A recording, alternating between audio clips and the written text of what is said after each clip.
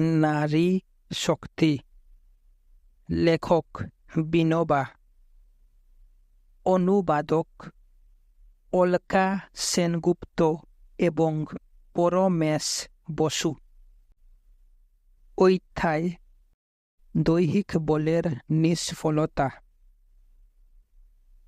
তা না করে মনে করুন, আমরা যদি বুনেদের হাতে তলোয়ার দিই, তাহলে এমনও হতে পারে যে আক্রমণকারীদের হাতে তলোয়ার অপেক্ষাও মারাত্মক অস্ত্র রয়েছে। সেখানে আমাদের অস্ত্র কোনো কাজেই আসবে না। গত যুদ্ধে আমরা শারীরিক শক্তির বিফলতার সুন্দর পরিচয় পেয়েছি। যেমন 10-20 লক্ষ লোক একসঙ্গে অন্য দেশের উপর আক্রমণ চালিয়েছে, ঠিক তেমনি লক্ষ লক্ষ লোক নিজ নিজ অস্ত্র রেখেও দিয়েছে। যেখানে তারা দেখে যে প্রতিপক্ষ বলবান, সেখানে তারা অস্ত্র রেখে দেয়, কারণ সেখানে তাদের ভরসা নষ্ট হয়ে যায়। আমাদের নির্ভর করতে হবে আত্মশক্তির উপর। মেয়েদের মধ্যে আত্মশক্তি কিছু কম নেই, কিন্তু তার বিকাশের জন্য জীবনকে সেভাবে গড়ে তুলতে হবে। খাওয়ার জন্য বাঁচা নয়, বাঁচার জন্য খেতে হয়। যেমন আমরা ঘরের জন্য ভাড়া দিই অথবা চরকা থেকে কাজ পাওয়ার জন্য তাতে তেল দিই, ঠিক তেমনি শরীর থেকে কাজ পাওয়ার জন্য তাকে আমাদের উপযুক্ত খাদ্য দিতে হবে। দেওয়ালি উৎসব উপলক্ষে তো আমরা চামেলির তেল ব্যবহার করি না। ঠিক তেমনি শখ বা ভোগের জন্য নয়, প্রয়োজন অনুসারেই শরীরকে খাদ্য দিতে হবে, কেননা এই হচ্ছে বিজ্ঞানের নিয়ম। এতে ভোগ বিলাসের স্থান নেই। তাছাড়া ভোগ বিলাসপূর্ণ জীবন কিছুদিন পরে হীনবীর্য হয়ে পড়ে। অধ্যায় অপমান বনাম মৃত্যু। কেউ যদি রূপ বলে, তোমাকে মুসলমান হতে হবে, নয়তো মেরে ফেলা হবে, তবে তাকে সোজাসুজি এখানে বোঝাতে হবে, তাই মুসলমান হওয়া তো বিশেষ এক রকমের শ্রদ্ধা, আর শ্রদ্ধা বলপূর্বক আনা যায় না। এরপরেও প্রতিপক্ষ যদি মূর্খই হয় এবং বলে, হয় কলমা পড়, না হয় মর, তাহলে শান্তভাবে বলা যেতে পারে, তাই মরতে তো সবাইকেই হবে, নাও মারতে হয় মারো। তা না করে প্রতিপক্ষের কথা যদি নীরবে মেনে নেওয়া হয়, তাহলে দেহকে হয়তো বাঁচাতে পারি, কিন্তু তাতে আত্মাকে চরম অপমানিত করা হবে। অপমানিত হওয়ার চেয়ে যদি মৃত্যুকে বরণ করার শক্তি থাকে, তবে ছোট শিশু নির্ভয়ে সংকটের সম্মুখীন হতে পারে। অধ্যায় সুব্যবস্থিত হওয়ার শিক্ষা। এরূপ সুব্যবস্থিত হওয়ার শিক্ষা আমাদের গ্রহণ করতে হবে। আগুন যদি লেগে যায়, তবে সকলে মিলে যাতে শৃঙ্খলার সঙ্গে তা নেভাবার ব্যবস্থা করতে পারি, আমাদের সেই শিক্ষা নিতে হবে। যুদ্ধবিদ্যা, লাঠি খেলা প্রভৃতির মাধ্যমে ব্যবস্থিত হওয়ার শিক্ষা লাভ করা যেতে পারে, কিন্তু তাতেই কাজ হয়ে যাবে এমন যেন আমরা মনে না করি। শরীর ও আত্মার মধ্যে যে প্রভেদ রয়েছে তা আমাদের জানতে হবে। আমরা যদি তা বুঝে নিতে পারি, তবে শরীর সম্বন্ধে আমাদের বেপারুয়া হতে ও হাসি মুখে মৃত্যুবরণ করতে সাহায্য করতে পারে। মহিলা আশ্রমের মতো সংস্থায়, যেখানে দেশের প্রত্যেক প্রান্ত থেকে বোনেরা আসেন এবং সুসংস্কার ও সুশিক্ষা লাভ করেন, সেখানে যদি আপনারা এরূপ নির্ভয়ে থাকা ও মৃত্যুবরণ করার সাহস অর্জন করেন, তবে স্বাভাবিক পরিস্থিতিতে আপনারা দেশের মহান সেবার অধিকারী এবং পরম শ্রেয় লাভে সমর্থ হতে পারেন। অধ্যায় উদ্ধরেৎ আত্মনা আত্মানম। একটি প্রশ্ন। নারী জাতির উদ্ধার নারীদের দ্বারাই হতে পারে, আপনি এরূপ বলেন, কিন্তু তা কি করে সম্ভব হতে পারে? নারী জাতির উদ্ধার তো তখনই হতে পারে যখন তাদের জাগরণ হবে এবং শঙ্করাচার্যের মতো প্রখর জ্ঞান বৈরাগ্য সম্পন্না ভক্তিমতী ও নিষ্ঠাবতী নারীর আবির্ভাব হবে। আজ পর্যন্ত যেসব লোকের প্রভাব সমাজের উপর পড়েছে তারা সকলেই পুরুষ। ধর্মও তাদের দ্বারাই প্রভাবিত হয়েছে। ধর্মের উপর যখন নারীদেরও প্রভাব পড়বে তখনই তাদের উদ্ধার হবে, আর তা হওয়া অত্যন্ত প্রয়োজন। নারী জাতির উদ্ধারক রূপে ভগবান শ্রীকৃষ্ণের আবির্ভাব হয়েছিল। মহাবীরও নারী জাতির জন্যে কাজ করেছেন। গান্ধীজিও তাদের সেবা করে গেছেন। অন্না সাহেব কার্বের মতো পুরুষ নিজের সারা জীবন এ কাজে উৎসর্গ করেছেন। স্বামী দয়ানন্দ নারীদের সম্বন্ধে অনেক বলেছেন ও করেছেন। এ সত্ত্বেও নারী জাতির আজ কি অবস্থা? সমাজে পুরুষদেরই অধিকার বেশি, কারণ যারা নারীদের হয়ে কাজ করেছিলেন তারা সবাই পুরুষ, তাই তারা বিশেষ কিছু করতে পারেননি। এ কাজ মেয়েদের নিজেদেরই করতে হবে, তবেই তা সার্থক হতে পারবে। মানুষের উদ্ধার তার আত্মবলের দ্বারাই সম্ভব, এ এক অভিজ্ঞতালব্ধ সিদ্ধান্ত। যে নিজে চেষ্টা করে, ঈশ্বর তারই সহায়ক হন। তার মনে যখন অত্যন্ত তীব্রতা দেখা দেয়, ঈশ্বরও তখনই সাহায্য করেন। যদি তীব্রতা না আসে, প্রচেষ্টায় ব্যাকুলতা না থাকে, তবে ভক্তির উদ্রেক হয় না। যখন তীব্রতা আসে, তখন ভক্তির উদ্রেক হয় এবং তখন ঈশ্বরও সাহায্য করেন। কোনো জীবের উদ্ধার সেই জীবের তীব্র ইচ্ছা থেকেই হতে পারে, তার ইচ্ছা শক্তি থেকেই সমস্ত কাজ হতে পারে। ভগবান তো সকল জীবের উদ্ধার কর্তা আছেনই, কিন্তু যে নিজের উদ্ধারের জন্যে তীব্র ইচ্ছা শক্তি পোষণ করে তাকেই ঈশ্বর সাহায্য করেন। অধ্যায় ব্রহ্মবাদিনী নারী। এক সময় নারীর পূর্ণ স্বাধীনতা ছিল। পুরুষ যেমন ব্রহ্মবাদী ছিলেন, তেমনি ব্রহ্মবাদিনী ছিলেন নারী। পূর্বে বেদ অধ্যয়নে নারীর অধিকার ছিল। এখন নারীদের বেদ পাঠের অধিকার দেওয়া হয় না। কিন্তু বেদে ঋষি কন্যা রচিত এক সূক্ত আছে। আগে এমন সব ব্রহ্মবাদিনী নারীর আবির্ভাব হয়েছিল, যাদের রচিত সূক্ত বেদে অত্যন্ত প্রসিদ্ধ। তারা ঈশ্বরের সঙ্গে এত একরূপ হয়ে গিয়েছিলেন যে ঈশ্বরের গুণগান করার সময় বলতেন, ঈশ্বরের কৃতি আমাদেরই কৃতি। তারা গেয়েছেন, সৃষ্টির সমস্ত প্রাণী আমাদের আশ্রয়ে থাকে, কিন্তু তারা তা জানে না, তারা আমাদের আশ্রয়েই কাজ করে।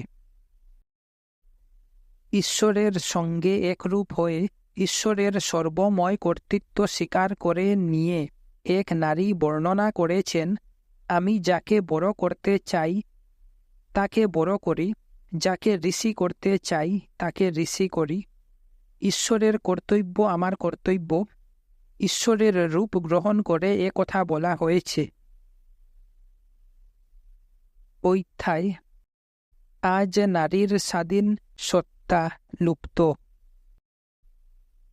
এ রকম নারীর কথা আজ কল্পনাও করা যায় না। কোনো নারীর প্রভাব সমাজের উপর পড়েছে আজ এমন দেখা যায় না। আজ নারীর কোনো স্বতন্ত্র ব্যক্তিত্বই নেই। স্বতন্ত্রভাবে সে বেছে নেই। তার পরিচয় হয় কারু স্ত্রী, নয় কারু বোন রূপে। আজকাল নারীদের কিছু সুবিধা দেওয়া হচ্ছে দেখা যায়। বিদ্যালয়ে তারা শিক্ষিকা হন, অফিসে কাজ করেন। আইন থেকে তারা পুত্রের সমান অধিকার পেয়ে থাকেন। বিদ্যালয়ে মেয়েরা পড়তে পারে, পুরুষদের সঙ্গে সমানভাবে কাজ করতে পারে, ধূমপানও করতে পারে। এত সব অধিকার যদিও তারা পেয়ে গেছে, তবু তাদের উদ্ধার তাতে হবে না। উদ্ধার তখনই হবে যখন তারা আধ্যাত্মিক অধিকার লাভ করতে সক্ষম হবে। এ অধিকারের কথা কেবল হিন্দু ধর্মের জন্যে নয়, অন্য ধর্মের জন্যেও। বাইবেলে বলা হয়েছে, নারীদের মাথার উপর পুরুষ, পুরুষদের মাথার উপর ঈশ্বর। অর্থাৎ ঈশ্বরের সঙ্গে মেয়েদের সরাসরি সম্বন্ধ নেই। পরস্পরাক্রমে মাঝখানে এক এজেন্সির মাধ্যমে নারী ঈশ্বরের সাক্ষাৎ লাভ করতে পারে। এ কথা খ্রিস্ট ধর্মে আছে, হিন্দু ধর্মেও আছে। হিন্দু ধর্মে তো স্ত্রী স্বামীর হাতে হাত রাখে আর স্বামীর হাত দিয়েই সব ধর্ম কাজ করে। এ যেন ইঞ্জিনের সঙ্গে গাড়ি জুড়ে দেওয়ার মতো ব্যাপার। তারপর ইঞ্জিন যেখানে যাবে, গাড়িও সেখানে যাবে। এভাবে পুরুষরূপী ইঞ্জিনের সঙ্গে নারীরূপী বগি জুড়ে দেওয়া হয়েছে। যদিও বগিতে পেয়ারা, কলা বা আঙ্গুর ভরা থাকে আর ইঞ্জিনে কয়লা, তবু ইঞ্জিন তো ইঞ্জিনই। ইঞ্জিন গাড়িকে টেনে নেয় এবং ইঞ্জিনের গতির সঙ্গে তাল মিলিয়ে গাড়ি চলে। এভাবেই কোনো নারী গান্ধীর সঙ্গে, কেউ বা কৃষ্ণের সঙ্গে জুড়ে যান ও সহগতি প্রাপ্ত হন। নারীর নিজস্ব গতি নাই, তার গতি পরনির্ভরশীল হয়ে গেছে। অধ্যায় নারীদের উদ্ধারের পথ। আজকাল নারীদের মতামত প্রকাশ করার অধিকার হয়েছে। এ সত্ত্বেও অনেকে স্বামীর মতো নিয়ে ভোট দেন। এ অধিকার তারা আদায় করে নেননি, এ অধিকার তারা অমনি পেয়েছেন। অন্য দেশে মেয়েদের এ অধিকার নেই। এ দেশে মেয়েদের এ অধিকার আদায়কৃত নয়, অমনি পাওয়া। কিন্তু অধিকার তো অর্জন করতে হয়। কাজেই মেয়েরা মত দেওয়ার সুযোগ পেলেও তাকে অধিকার বলা চলে না। তাই এ আমার অধিকার, এ দিয়ে আমি কিছু করতে পারি, এরকম কোনো কিছুর আভাস পর্যন্ত মেয়েদের মধ্যে দেখা যায় না। মেয়েরা যখন নিষ্ঠাবতী ও আধ্যাত্মিক গুণ সম্পন্না হবেন, শাস্ত্রে পরিবর্তন আনতে সক্ষম হবেন, কেবল তখনই তাদের উদ্ধার সম্ভব। সে শাস্ত্রে নারী পুরুষের কোনো ভেদ থাকবে না। তারা যখন এরকম নতুন শাস্ত্র রচনা করবেন, তখন মানব ধর্মেরও উদ্ধার হবে। শাস্ত্রকার হিসেবে কেবল শঙ্করাচার্য, বাদরায়ণ প্রভৃতি পুরুষদেরই দেখা যায়, কিন্তু এদের মতো যুগান্তকারী কোনো নারী যখন আবির্ভূতা হবেন ও মানবতার শাস্ত্র রচনা করবেন, তখনই নারী ও মানবতা উভয়েরই উদ্ধার হবে। অধ্যায় নারীর অধিকার লাভের উপায়। সন্ন্যাস, ব্রহ্মচর্য, পরিব্রজ্যা ইত্যাদি অনুমতি পেলেই যে হাজার হাজার মেয়ে সন্ন্যাসিনী হয়ে যাবেন এমন নয়। পুরুষদের সে সুযোগ রয়েছে, তাই বলে হাজার হাজার পুরুষ সন্ন্যাসী হয়ে যাচ্ছে না। কিন্তু অনুমতি না থাকা ও পাত্র জ্ঞান করায় প্রগতির পথে বাধার সৃষ্টি হয়। হিন্দু ধর্মে আগে এসব ছিল না, কিন্তু মাঝখানে মনে করা হল কলিযুগে সন্ন্যাস বর্জনীয়। তার উপর শঙ্কর সম্প্রদায় থেকে আঘাত এলো। শঙ্করাচার্যের গুরু ছিলেন সন্ন্যাসী। প্রথমে তিনি ছিলেন গৃহী এবং পরে সন্ন্যাসী হয়েছিলেন। শঙ্করাচার্য ব্রহ্মচর্য থেকেই সন্ন্যাস নেওয়ার ইচ্ছা প্রকাশ করেছিলেন। তিনি মার কাছে সন্ন্যাস গ্রহণের অনুমতি প্রার্থনা করেন। মা অনুমতি দিচ্ছিলেন না, কিন্তু পরে বাধ্য হয়ে অনুমতি দিতে হয়। আমরা শঙ্করাচার্যের নাম নিয়ে খুব গর্ব করি। হিন্দু ধর্মে ভগবান শ্রীকৃষ্ণের পর সবচেয়ে বেশি প্রভাব শঙ্করাচার্যের। তার ভাষ্য, স্তোত্র ইত্যাদি দেশের সর্বত্র পাঠ করা হয়। কিন্তু তার জীবিতকালের অবস্থা আমরা কল্পনাও করতে পারি না। অধ্যায় চির উন্নত শির। শঙ্করাচার্য সন্ন্যাস গ্রহণ করে বেরিয়ে পড়লেন এবং উত্তরাঞ্চলে ভ্রমণকালে তার মার কথা মনে হল। তিনি ভাবলেন মা তাকে ডাকছেন। তিনি দক্ষিণ দিকে রওনা হলেন। বাড়ি পৌঁছে দেখলেন মা মৃত্যুশয্যায়। মার ভগবত দর্শন হওয়া প্রয়োজন, তাই তিনি কৃষ্ণাষ্টক রচনা করে মাকে দিয়ে তা আবৃত্তি করালেন।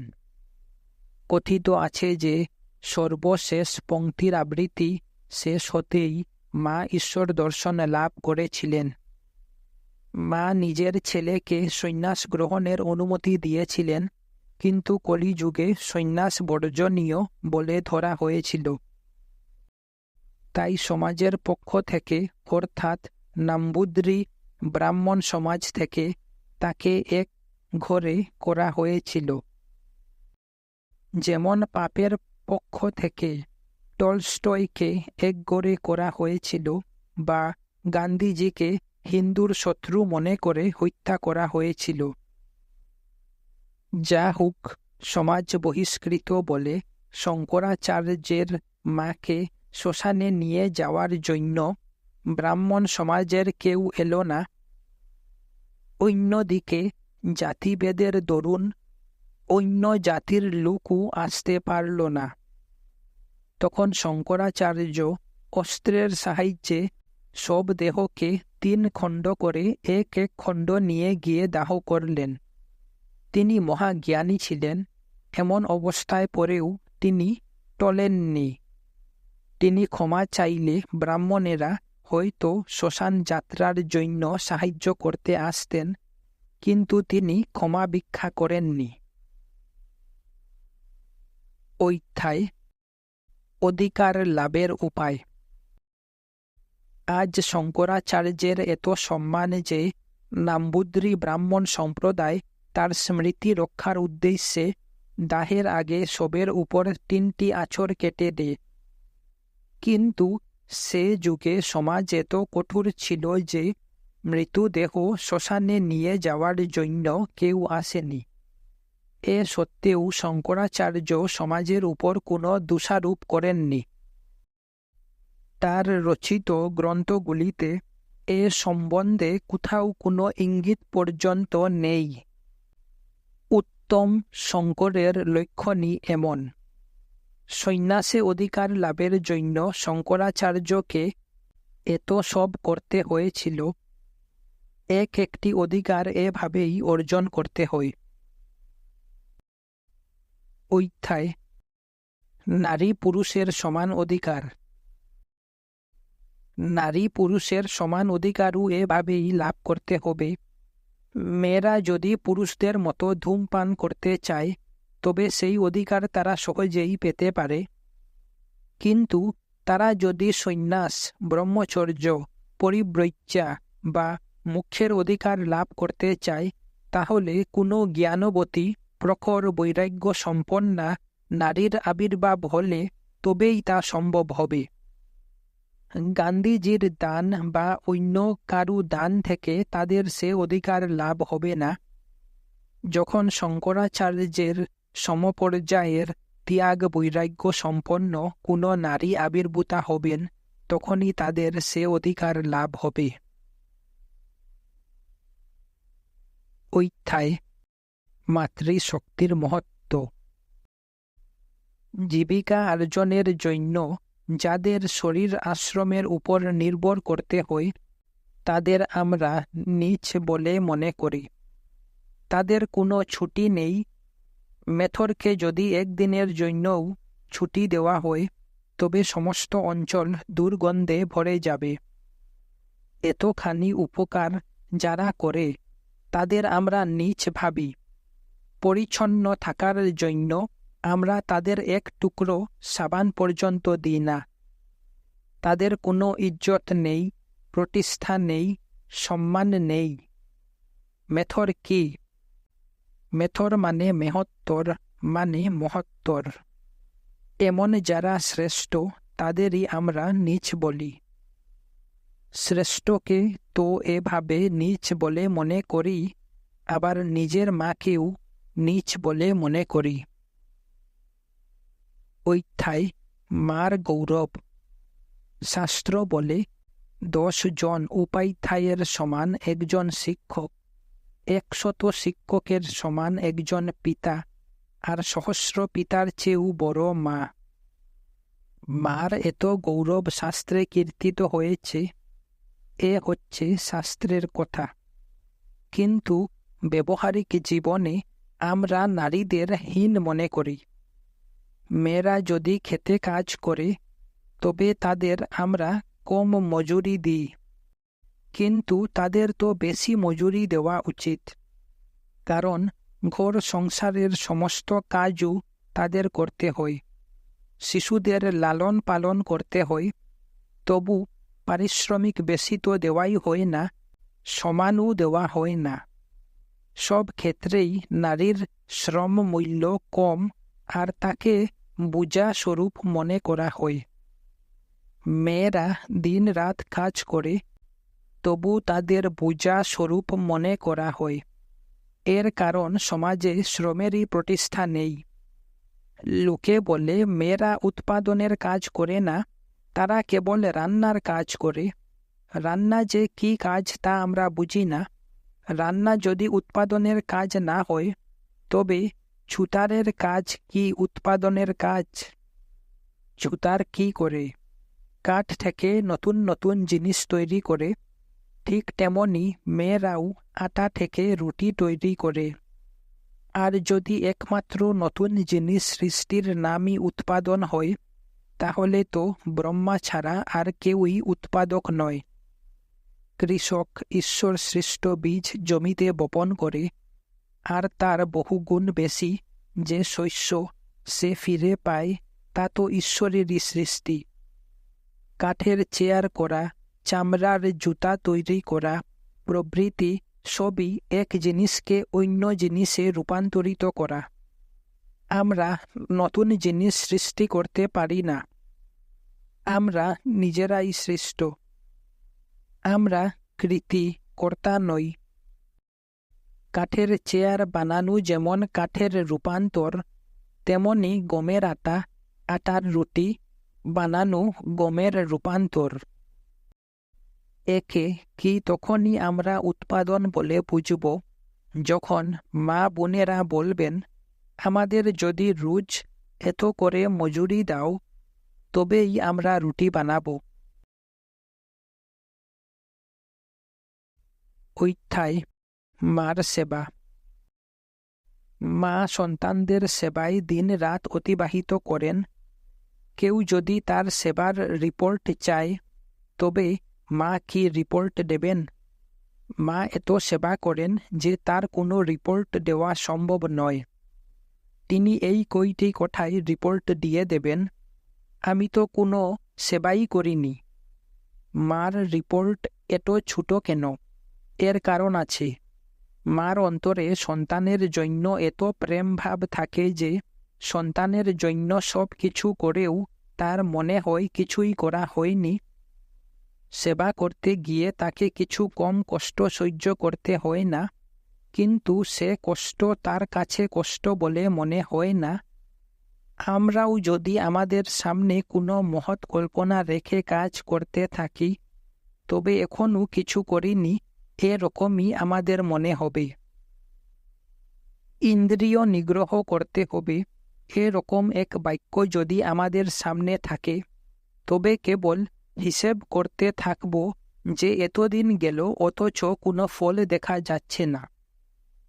কিন্তু যদি কোনো বৃহৎ কল্পনা রূপায়িত করার জন্য আমরা ইন্দ্রিয় নিগ্রহ করি, তাহলে আমরা এ করছি ও করছি বলে কোনো রকম কর্তরি প্রয়োগ তাতে থাকে না। তখন নিগ্রহ হয়ে যায়, এমন কর্মণি প্রয়োগ এসে যায়। সর্বোদয় বিচারের বীজ। মা এ কথাই বলেন, যে পর্যন্ত আমার বাচ্চারা জল না পাচ্ছে সে পর্যন্ত আমার নিজের জলের দরকার নেই। ধরুন তার কাছে মাত্র 1 গ্লাস জল আছে, তিনি সকলের তৃষ্ণা দূর না করে নিজের তৃষ্ণা নিবারণ করবেন না। তার জন্যে যদি 1 বিন্দু জলও অবশিষ্ট না থাকে, তবু তিনি আন্তরিক সুখ অনুভব করবেন। এটাই মার মাতৃত্ব। আপন সন্তানদের মধ্যে সীমাবদ্ধ হলেও মার এরূপ ভাবনাই সর্বোদয় ভাবনা। এ বিষয়ে কোনো সন্দেহ নেই যে তার ভাবনা বা সমাজ সব কিছুই তার নিজের সন্তান পর্যন্তই সীমিত, তাই তার সর্বোদয়ের ভাবনাও সীমিত। মাতৃশক্তির গুরুত্ব। শাস্ত্র আগে বলেছে মাতৃদেবো ভব, পরে বলেছে পিতৃদেবো ভব, অর্থাৎ প্রথমে মার স্থান। এক ঋষি তার জ্ঞান কিরূপ তা বলতে গিয়ে বলেছেন, মাতৃবান পিতৃবান আচার্যবান পুরুষো বেদ। অর্থাৎ মাতা পিতা ও গুরু যেমন বলে থাকেন এ জ্ঞান তেমন। এখানেও প্রথমেই মার উপর জ্ঞানদান করার গুরুত্ব দেওয়া হয়েছে। জ্ঞান দেবের অভঙ্গ খুবই প্রসিদ্ধ। শিশুকে দোলনায় শুইয়ে দোলাতে দোলাতে তাকে বেদান্ত শেখানো হয়েছিল। মা এত শক্তিধারিণী, কাজেই মেয়েদের স্থান প্রথমেই হওয়া উচিত। এদের রাজত্ব ঘরে এ ঠিকই আছে, কিন্তু বাইরেও এদের প্রভাব থাকা চাই। যাদের জীবন এভাবে প্রভাবিত হয়েছে তাদের জীবনে এক অপূর্ব দীপ্তি ফুটে উঠেছে।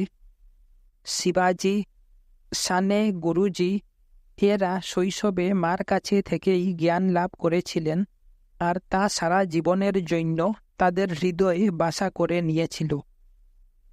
শ্রুতিকে শঙ্করাচার্য মাতা বলেছেন, আমরাও জ্ঞানেশ্বরকে জ্ঞানবু মাউলি বা জ্ঞানদেব মা বলি।